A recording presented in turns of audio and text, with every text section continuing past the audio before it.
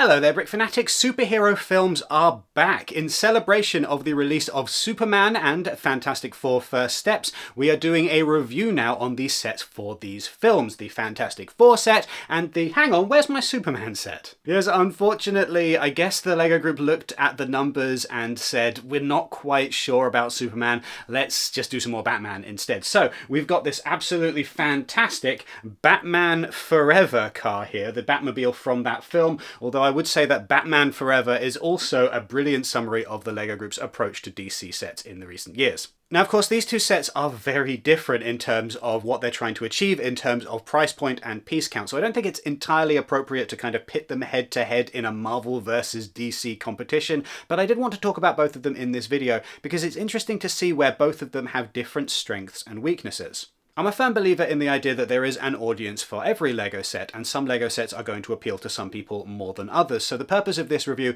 is not necessarily to say which of these LEGO sets is superior, but rather to give you some insight into which of these you might prefer, which of these might not necessarily be for you. As I point out some of these weaknesses, then they might not actually be a big deal for you, and similarly, as I point out some of the things I really enjoy about this, that might not necessarily be on your wavelength either. Right, that being the case, I'm going to start not with the Fantastic Four set, but with the Batmobile set, because I do think that this is an absolute work of art. A flawed work of art, maybe, but I also don't think that the LEGO designers behind this thing have made any kind of secret of the fact that it was a real challenge to put together.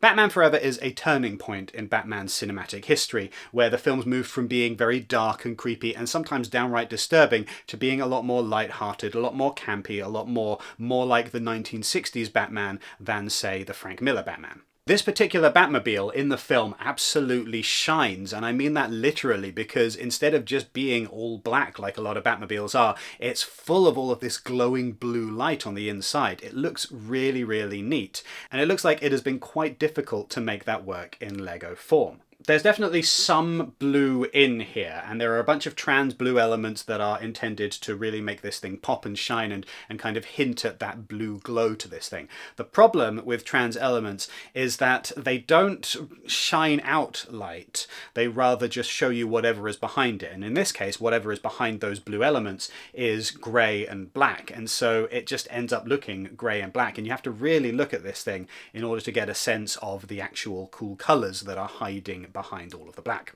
This is a set I found that works better in some display spaces than others. I really feel like, not just because of that blue, but also because of the kind of the funky design in general, and because of this really neat, very long fin at the top, that this thing works better when you give it a bit more breathing room on the shelf. You want it to sit as a centerpiece. You want it to be able to stand out, and ideally you want to get some light behind it somehow so that you can really see all of the cool elements that otherwise are going to disappear a little bit.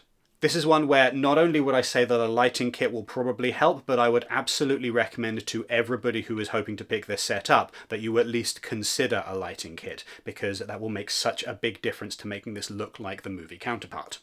I've just discovered that. I didn't even know that was there. You can open this up and you've got the machine guns, which Batman is of course known for.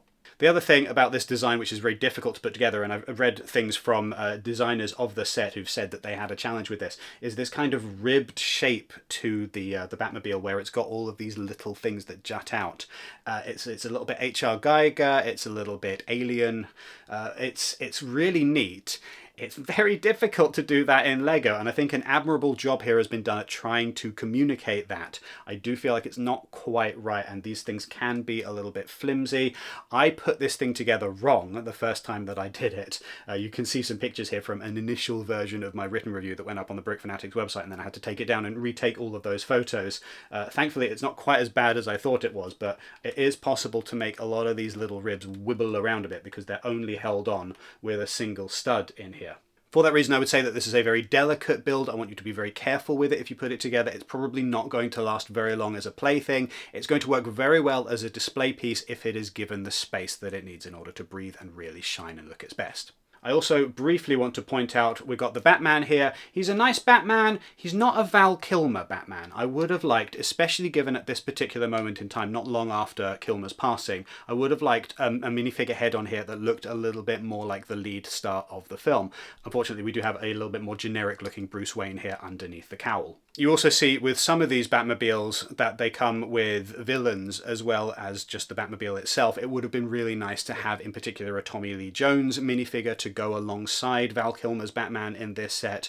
It's one of those things where it doesn't make or break the set, it just would have been a nice inclusion. Right, that's the Batmobile. Looking at the Fantastic Four set, there are some things in here which are similar, which I would criticize, and there are other things in here which I think are done very, very well. I really like Galactus. I think that this is a brilliant build. I think that especially if you look at a bunch of the other construction figures in the Lego Marvel catalogue at the moment, there's nothing else that is at this scale and this size.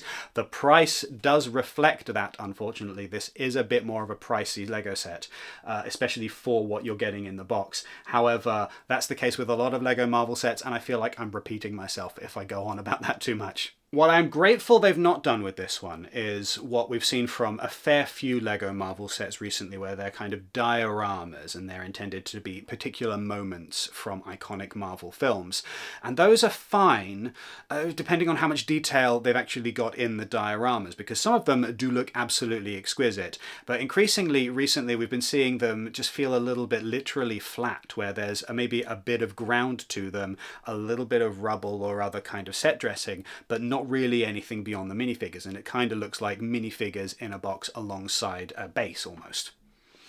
I'm glad they've not gone with that approach here, because they've been able to dedicate all of the pieces to making Galactus as big and imposing as possible. I definitely think it's the right way to go with this set, to make it not a diorama, but rather something that can be used as a plaything for younger fans or for anybody who wants to play with a Lego set rather than just put it on display. At the same time, I've had Galactus on my shelf for a little while now, and in particular in these Kallax units, I think it works a bit better as a display piece in that space alongside something else in one of those little holes than the Batmobile does. I feel like the Batmobile will do with better space than I have with these Kallaxes, and I feel like Galactus really looks great on the shelf next to a few other things in a slightly more cluttered environment. Galactus himself has a fair amount of flex to him. He is a little bit top heavy, and you do need to watch out on that. I find it quite difficult to get him in just the right position to keep him upright.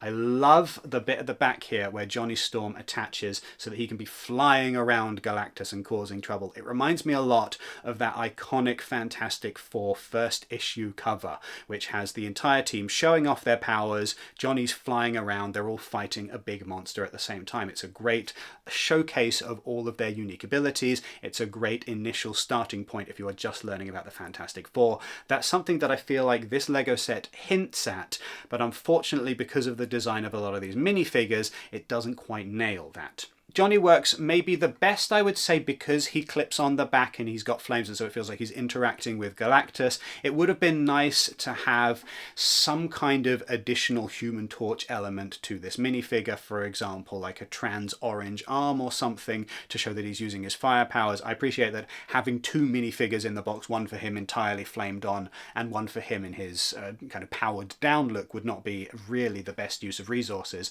but it could have been nicer to have a little bit more to this. The Invisible Woman similarly is holding a couple of invisible force fields, but otherwise she's not got any kind of feature on her minifigure such as trans elements in her torso or in her legs that would make her look like she is turning invisible. That's a bit of a shame. I understand that there are logistical reasons why that might not necessarily be the best use of resources here, or indeed very possible in general, and ultimately if you want to make the Invisible Woman invisible, you just remove her from the scene.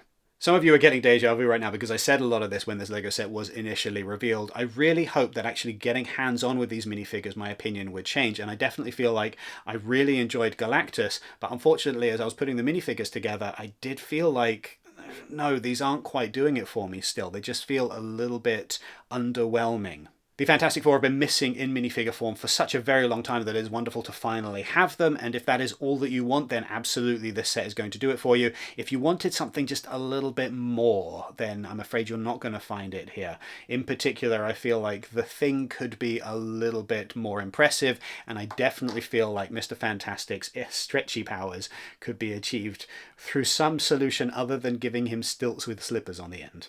Anyway, hopefully this has given you a little bit more of an insight into these builds and whether or not either of them might be for you. If you are considering picking them up, do make sure that you use the affiliate link which is in the description or the QR code that is on screen. They take you straight to the LEGO website and we get a percentage of the sale when you purchase through those links. Make sure that you do go down into the comments and let us know your thoughts on the set. Make sure that you do all of the rest of the YouTube things. Give this video a thumbs up and hit subscribe and the notification bell. You can go to brickfanatics.com for written reviews of these sets and for coverage of all things LEGO, and you can sign up to our newsletter so that you never miss anything LEGO related ever again. Thank you very much for watching and have a wonderful day.